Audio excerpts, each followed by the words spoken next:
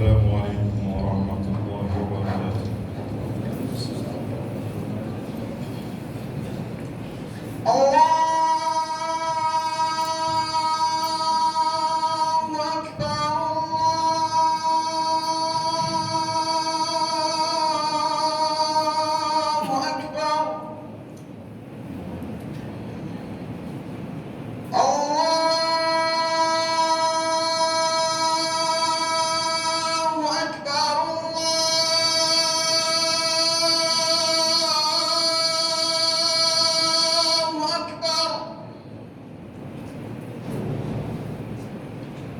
أشهد أن لا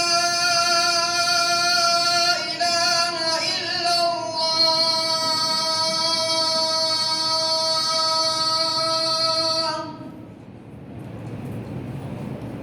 أشهد أن لا إله إلا الله.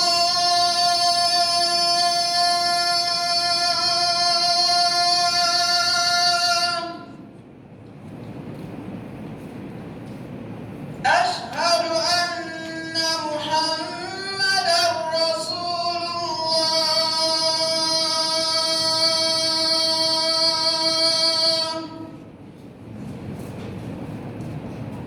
أشهد أن محمدًا رسول الله.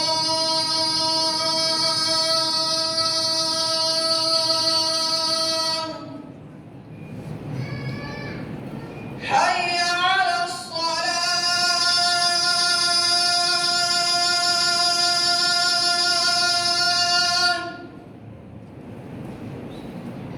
حي على الصلاة.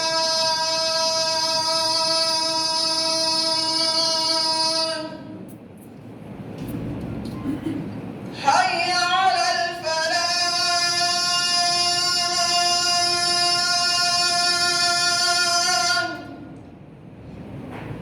حي على الفلاح.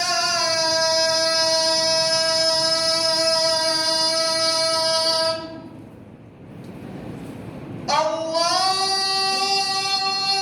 أكبر، الله أكبر. لا إله إلا الله.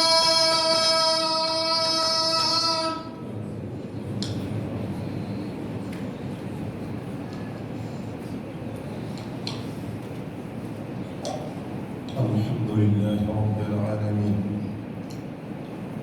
نحمده ونستعينه ونستغفره ونستهديه، ونعوذ بالله تعالى من شرور أنفسنا ومن سيئات أعمالنا. من يهده الله فلا مضل له، ومن يضلل فلا هادي له، وأشهد أن لا إله إلا الله ولي الصالحين، وأشهد أن سيدنا ونبينا محمدا رسول الله صلى الله عليه وسلم وعلى آله وأصحابه غر الميامين ومن تبعهم بإحسان إلى يوم الدين. وبعد أيها الحضور الكرام، موضوعكم معي اليوم فهي التقوى أو ثمرة التقوى. تعريف التقوى، يقول علي بن أبي طالب: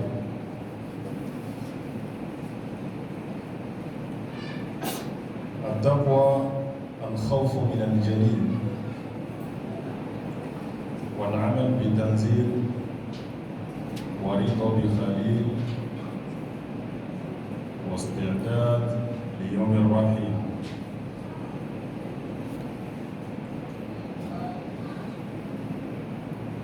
شيء وصى الله سبحانه وتعالى به للأولين والآخرين. قال مولانا العظيم: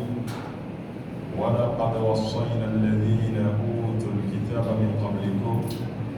وإياكم أن اتقوا الله.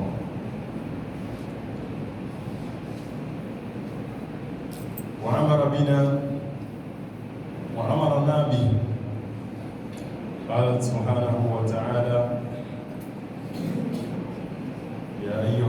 الذين آمنوا اتقوا الله حق تقاته ولا تموتن إلا وأنتم مسلمون. تنبي علي ولهم ضم جنياتي الله فوق بكدا kisi ani nema ko ñina fe ako jiri ciden bayinka ala sodu kew ani mawo mano tura ciden koni ladege konmaya ye fo kata sejo domo ka ñini allah tabaraka wa taala fe akan farahu jamakul sumandilen kan o teme ko fe balmawo anga bi walanda bitalike ala ɲɛ siranɲɛ de la walima ala ɲɛ siranɲɛ tɔnɔ diɲɛ ani lahara n'a sɔrɔla e kɔla dɔnniw na ni ala ɲɛ siranɲɛ sɔrɔla e bolo ka ban e bi tɔnɔ min sɔrɔ a la an ka bi walanda bitalike o de la ala ɲɛ siranɲɛ a fɔtɔ Ali ibn Abi Talib fɛ k'a ɲɛfɔ tuma min a ɲininkara ko mun de ala ɲɛ siranɲɛ ye a ye kumakan 4 fɔ Umar bin Abdul Aziz a yɛrɛ ye o ɲɔgɔn sara kanakaw di n'an b'a wasa don Ali ta la a ko ala ɲɛ siranɲɛ sɔrɔla maa de bolo maa min a siranna ala yɛrɛbakun ye ni ye ala fɔ e y'a b'a dɔn ala bɛ yen nɔ a bɛ mɔgɔ ɲaŋata koyi dafɛw ka hɛrɛ bɛ bɔ ale fɛ hɛrɛ tana ale Allah tabaraka wa taala de bɛ se ka jigin kan koyi a bɛ siran dusukun bɛ panpan ni ye Allah tabaraka wa taala fɔ al-khawfu min al-jalil wa amal bi-tanzil ala ɲɛ siranɲɛ in k'i bila baara la ala ye ɲamariyali kɛ ni fɛn minnu kɛli ye n'o b'an bolo kuranɛ kɔnɔ i ka ala ɲɛ siranɲɛ a k'i bila o de baara la o tuma de la a bɛ jate k'i ye ala ɲɛ siranɲɛ jɔn ye e bɛ siran ala ye e ko ye ala ɲɛ siranɲɛ jɔn ye kuranɛ ko min ka kɛ e tɛ ye o la su i tɛ y'a la tile a ko min ka dabila e t'o dabila su i t'o dabila tile o ala ɲɛ siranɲɛ bɛ min a ti yen nɔ ala ɲɛ siranɲɛ ye i ka siran ala yɛrɛbakun ɲɛ a b'i kɔlɔsi fi sirri wal alan a ɲɛ bɛ n na gundo la a ɲɛ bɛ n na kɛnɛ kan o ka bila i kɔnɔ fɔlɔ i ka sɔrɔ ka baara kɛ n'a ka gafe jiginnen nin ye n'o ye kuranɛ ye e bɛ baara kɛ n'a ye cogo di k'a sɔrɔ e t'a ka kitiw dɔn a bɛ kɛ cogo di e b'i suma kuranɛ ma cogo di k'a sɔrɔ i t'a kɛ kitiw dɔn a jaba kabako de don an dun b'a fɔ ko ko cɛ ko kalan ko ye geni an ye dɔ kɛ o ye ni wasara ni wasa bari a ma wasa fɔlɔ kira ka sara kana kan de don sallallahu alaihi wa sallam k'a fɔ ni man tɔ ye dɔnni ɲinini an fɛ kabiri bamuna na fɔ ka taa se kaburu ma si janfara o t'a la dɛ e m'a mɛn wa sahabaw ta'allamu ye kala de kɛ alakira nɔfɛ sallallahu alaihi wa sallam fi kibari sinnihim k'u si to san 60 si kɔrɔbayalen kɔfɛ sahaba cɛkɔrɔbaw olu de gɛrɛla alakira la ka diinɛ dɔnni ta k'a fara ɲɔgɔn kan musokɔrɔbaw olu de farala ɲɔgɔn kan ka alakira ka gɛrɛ a la ka diinɛ dɔnni ta e bɛ k'a fɔ k'i si janfara tuma jumɛn wallahi a dun ma janfa balo ɲinini la dɛ i bɛ balo ni min ye i si ma janfa o ɲɛ ɲinini la dɛ amal bi tanzil ala ɲɛ siranɲɛ bɛ ɲɛ i bolo ni baara de ye Allah taala ye kitabu min jigi f'a ka sɔrɔ kitabu in dɔnni b'i la dɛ ala k'a dɔnni d'an ma kitabu in dɔnni ala k'a d'an ma ala ka kitabu in dɔnni d'an ma a bilala anw kɔnɔ f'a ka kumana dɔw b'a fɔ ko kuranikala bɛ mɔgɔ kɛ fɛn jumɛn e delila k'a ye jɔn kɛ fɛn ye jamana in kɔnɔ o de tɛ fɛn wa kuranɛ de y'an ka kunnawolo ye diɲɛ ni lahara kunnawolo fɛn t'an bolo n'a tɛ yen waso fɛn t'an bolo n'a tɛ yen an bɛ waso n'ale de ye an ka dusukuru de b'a kɔnɔ an ka catalogue de b'a kɔnɔ nin ɲɛnamaya catalogue de bɛ kuranɛ kɔnɔ a tɔnɔ bɛ bɔ sira minnu fɛ kɛni tɔyi ala ɲɛ siranɲɛ i bɛ jate a donkɛw ye ni fɛn wɛrɛ jumɛn ye ali hali bi ɲininkali kɛla ma fara a la ali bi ka jaabili kɛ ako ka jeni kinini Allah tabaraka wa taala ka klani ika sonde jenai ni ma jeni Allah ka klali ima jeni Allah ka klali et se ka limaniya kuma te kala ni srade la ki kaso ni fofolendo ni jidei ka jenai ka fa Allah tabaraka wa taala de harama de sigi ya ni de sugandi kana awma e ka ce yate koy Allah tabaraka wa taala de sugandi ka beni Muhammad manto yayi ijije ka manto yayi torobo ni barani mo keliye Allah tabaraka wa taala ahinana farda biduru ka baradi damma farda duru lela Allahu akbar afona zira yaranka ni si kunta la sonye nabi jatida chama soro ala bato la minu ye sambi jate udike no tante nyo soro atonobo jeni ala ka klali yede wasti'dad nanina ala laba ode labeye minen siri kaja kamine usiri kaja tumabe uchombole bi kamankuna liyawmi rahim jebla donkeni katika chunilawa ai islame nyuma ala nyesranye jol la giga sayate chu wala feu sayate na tumabe kaso ala benendo ko tote kola inyo wala joli takara akera sambu gani tuli akera sambu gani akera sambi sabai akera sambi nani ma joli de tara e agila akakai kanki labe ka don ko fole makono ko ala nyesranya la kika mona ke mamin dusuna be ke o choba ya de la abi labe de ka don ko fole makono no ye jeuli doyi walma no ye aleka jeuli doyi doyi ka saya ke amma da faqat qama qiyamatu imma min sara e ka jeuli la ma min sara e ka jeuli la halla asre to iso mo bolo du ko le ni to ko di la bo choba ya de la de yomul jami fere Allah tabaraka wa taala yokonye latike kaba obeke toya mina kanu gabolo ayafu ayi aina ma takunu ya'ti bikum Allah jami'a inna Allah ala kulli shay'in qadir warawkidu kebaleni kono to ko gojila bamawkidu eka kefenye ikatike ka jenide he faranyo kan do Allah tabaraka wa taala ko umana ke yoro la au tununa yoro wele dakan kelen de bali Allah tabaraka wa taala kulu ayna kafara nyonka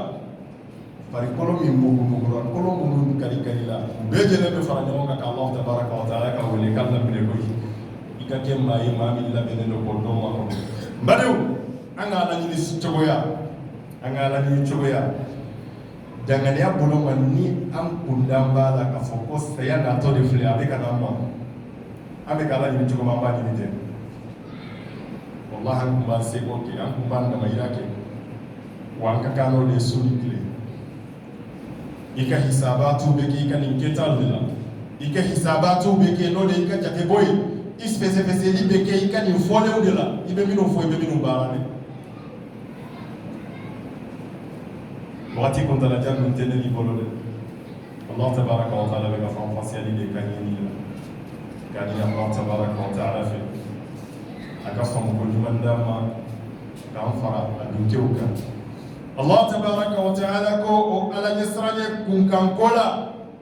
fente min yinina on fe doronde Muhammad man to ka on kasra ala ni mawo mana na je kono ala ya dabo aka je tono dunni ala yasrane de ye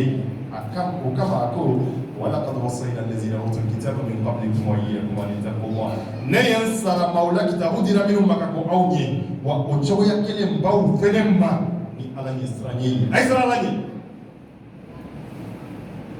ala kala yasrane do al-sunna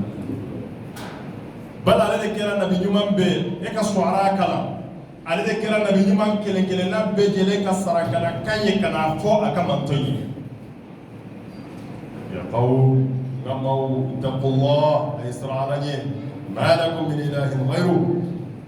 ay ma wari tawbuluni ala te koyi ay sarani toro akolo tabagay ala de here sama baga ala de do aya sababu do min na wode foto fele ne no ala yesranye qur'ane yo fiye ko ameno de ayo kalam bi koy ni mako be herela ni mako be barkala ni mako be geleam korotala na ikuna doni ke ala yesraye ikele ni jebe farla nyoka ka ke man don kele nye ka ekele kele ka soro ikola doni ala yesraye de tay bakola ala ti labla wiye ato seduma ukala da sonima ukala da krotiyama Allah tabaraka wa ta'ala ti labla ko kunya fanye ede e ka senki dusum mine kadi alam al qalbu baytu rabb Allah ta'ala ka so hada made farikolo la wayi duskunde na le jira ala be donde na ba je Allah tabaraka wa ta'ala te do si ko ya to la dem se ya to la ma mi se na ka duskun saniya Allah ta'ala yi wati la mode ala ka so la be Allah tabaraka wa ta'ala do yoro wati la mode ka so nana ma mi ye duskun la no do yoro te yeni no Allah tabaraka wa ta'ala bolo ate so ma do no ka inna Allah tayyib masasani manedo no ya Allah ta'ala la yuqbal illa tayyiba atemina ni ke foi la faka ke fesani mai duskun labe alabe ni ala nyesranye baro keli abe soro sababu ya minu fe osira utamama abe soro ni ala ko minu yewluke abe soro ni ala wele minu yewluke abe soro ni saraka po minu yewluke yere la negate yere la malasati laysa bi amalikum wala amali ahli alkitab aw ka yere la negate mau kala marasa edeni ka hobu ke ki ko korota Allahu akbar wallahi ala soro ni mo ka subikai e ka jija ika wuli ka jo yere ma kunye ibe ala soro na mayira de akaka ngala nyini de akaka ngan sebe do amade ambe min senda no la ika nyine la jerike hadisa binamba kala sunikile kafara kira sallallahu alaihi wasallam ala nyini boloma kana yaqumu min al-layl hatta tatafaddara qadama yaqulu aisha ya rasulullah lima tasnau hadha وقد غفر الله لك ما تقدم من ذنبك وما تأخر قال يا عائشة صلى الله عليه وسلم يا عائشة أفلا يكون عبدا شكورا كن انتيني أكون كرا أبي ولك جوكي الله تعالى سو كورونا ني قرآن كلاي ني ركوع كيلي ني سجود كيلي akumbe Allah ta'ala nyiri fo sentege fulabe fulu sallallahu alayhi wa sallam nindus kun salima tigila mo sen salima Allah ta'ala yi ajenini na ode kala haliya ko fotodo o kama Isa kabako yara junumu min kanka mo jori ki blani nyobonna ka ko no wonde elawo mo bi blani nyobon kelila ka so ala yilahi be nyoya qur'ane ko ala min de lahi do fo nyoya ko nya farima fenda yemin ke ani bina min ke sallallahu alaihi wasallam ya ka Aisha afala akunu abdan shakura yemin fo yici nema mi ala yakini yana ne fete ala wala umando akali nema ina ay nema mi gene ne kumbira junumu ke aya farala ne kunya ke aya farala ne ba sara ni jume sa ne ma fa ina dumuni ke kasigi ka sokon alhamdulillah zalika fadlullah yutihi man yasha wallahu dhul fadl azim ne ma fo ni de heredo na ikala fokan a cietigi yani barai ibi ala fo alhamdulillah la a cietigi yani ka walewi inde takasara la kikaide inde yara kira sallallahu alaihi wasallam joli ka ke foka sentege funu e ba la men joli kono o kanka ke miniti joli mi bese ki sentege funu e ba ke eri joli mi bese ki sentege funu e bo ke eri joli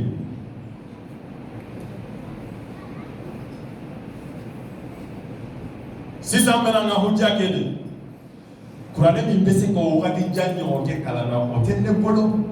ne ka kurane durshita o mancha bese ku kala kabiri soni do kanda tayyib bade ibe herela mami kala hala kerate idda mayira mi yeni boke iye hereba nga ode kalibla salayala kaye ka toy ita bara ite sujo Allah ta'ala ite ala jenini ite ala ya fadeli subhanallah o kira sallallahu alayhi wa sallam aya kelen pe su kunturu a y'a jɔ ala ye k'a daminɛ safo seli la ka taa se fajiri seli ma aya kelen pe yala aya kelen pe t'i kun na wa sura kelen t'i kun na wa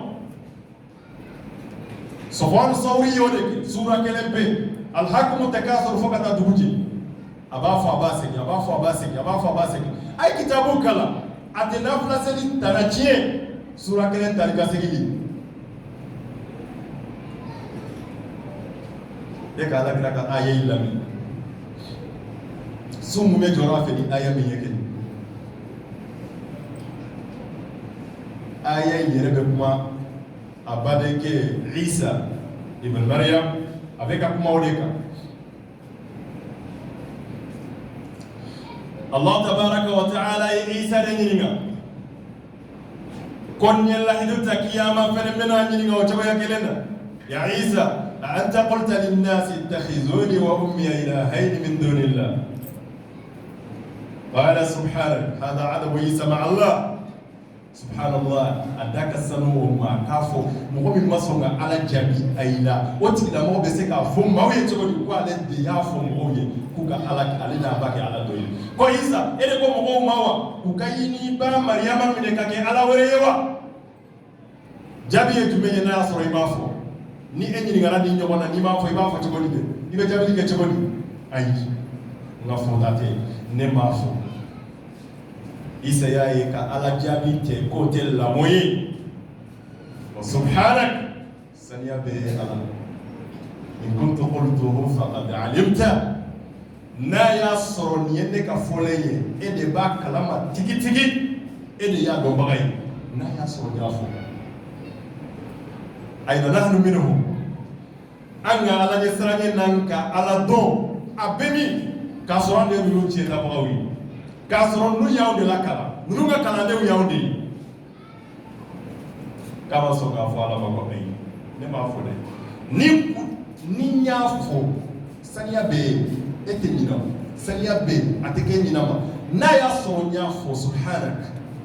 faqad alimta e ba do تعلم ما في نفسي إيه الله تعالى بعد من مريكم ولا عالم ما في نفسي نيسا تادو من بيكونو ده فاختصبها بعلم الغيب أصرك على كما بتدفلين كوسي غاما نيكو جوغولين يدوي إنك أنت الله الغيوب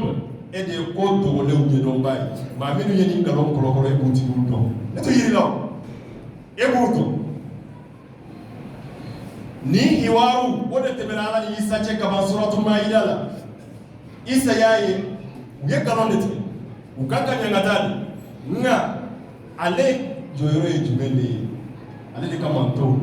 yala kan ku ye halaki bolo yala kan ku to nyangata bolo ai aka hine ai lajiri ke kata Allah tabaraka wa taala ka fona siriya de makata ka joma asonna ka ayade in tu'azibuhum fa innahum ibaduk ala ni ni ma fo bawo ni wi nyangata foite mwala o we de kataudo e de taudo ni yu nyangata foli kama e de taudo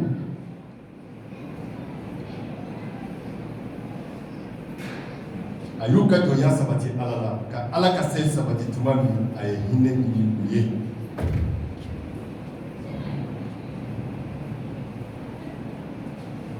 fa in taghfir lahum nani ya faruma innaka alaye faruma ede hine masai ede ya fa masai ede hine masai mununga ni wale ate pole mai ka ya faruma aliyoma ya foso de bina sidqohum ala Allah tabaraka wa taala aya buncheni ode isa kani do jabira majabi amo jabi dama akobi donna chefo law ka chefo bunna fade emin be ka fi yere maki ala Israel joje nasro la kikado abina fa donde wa koni ayai ni ayai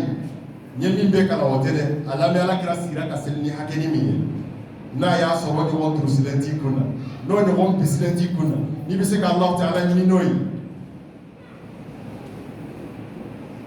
in tu'azibuhum fa innahum ibadu wa in تغفر لهم فإنك أنت العزيز الغفور إنك أنت الغفور الرحيم ni e Allah Ta'ala ni e unyangata ele ka jodo ni ya faruma sabuta le ine masai ele o fi se ka pana menini hine fenete unika hine jele ko kirasi ra be ka selbi ni de Abdullah ibn Abbas ka sira be ka seli ni aya kele peye wa taqu yawma turja'una fihi ila Allah thumma tuwaffa kullu nafsin ma kasabat wa hum la yudhlamun sumume aya joni ni de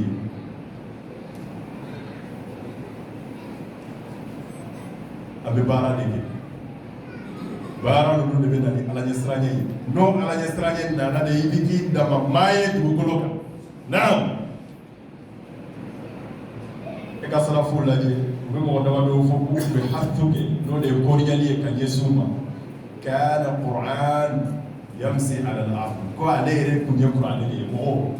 alere de ku nye qur'an de ka xamal du boro daga baro ko aga Allah tabaraka wa taala de ka fam ko mo ni mama badew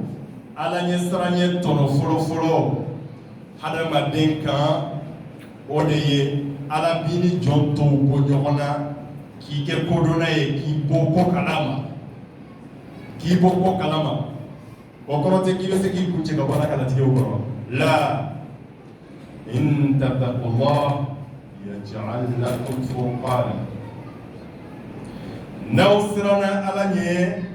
atono min bese amma ala anga sira inye an ni yorobe ke tumeyi ala atono ye tumeyi awye